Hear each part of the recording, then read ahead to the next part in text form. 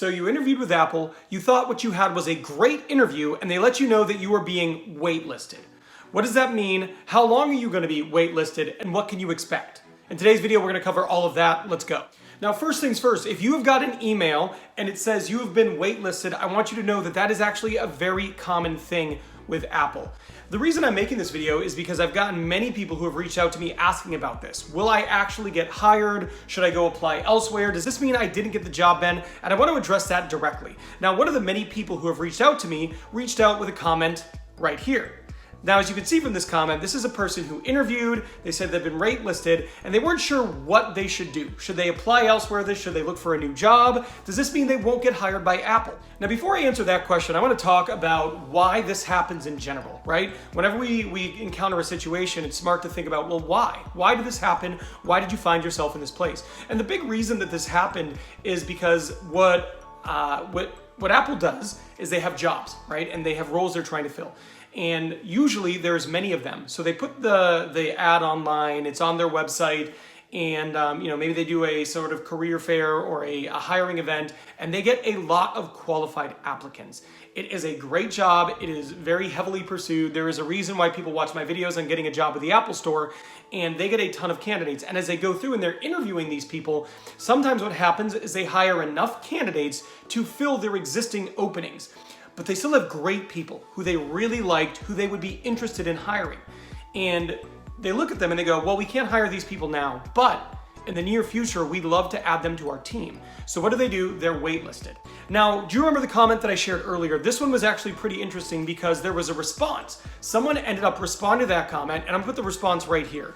This is a person who was also waitlisted. As you can see from their comment, he's telling the person like, hey, hold steady. You can pursue other jobs if you want, but this means you're essentially hired. They wanna move forward with you. There's not a need to pursue another job if you don't absolutely need one, right? Like if you're working and you can wait a little bit because Apple ultimately does want to hire you. Now with the person here, you can see that they were waitlisted for about 3 weeks and then they ended up getting the offer.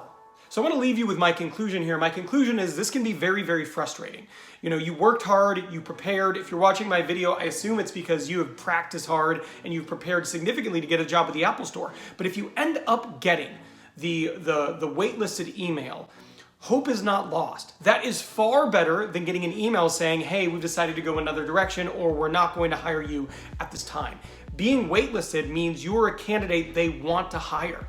They want to move forward with you, and given the right opportunity, they absolutely will hire you. Now, depending on the store, depending on how many openings, depending on what is going on in their specific situation, this could mean you could end up getting a job quicker, or you might not get a job right away. For example, if it is a brand new store, a lot of people comment from India, and they have some brand new stores, they have a ton of openings. So maybe they can't hire you right yet, but there's pretty good probability.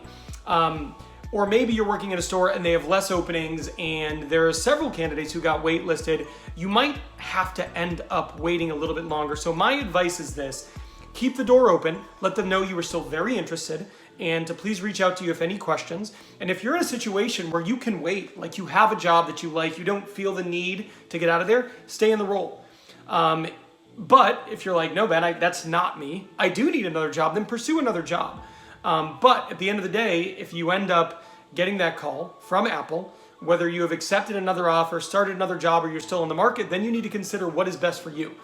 And if what is best for you is now accepting that job with the Apple Store, well, then I would recommend you do it. Now, if you're still here, you might be wondering, well, Ben, how do I even know if my interview went well? And if that is your question, I want you to watch this video here. This video is 10 things that you never want to hear in a job interview. So if you're in your job interview and you're wondering, did it go well? Did it not go well? There are a bunch of clues here. So watch this video because it'll probably give you a better idea if you did well or not.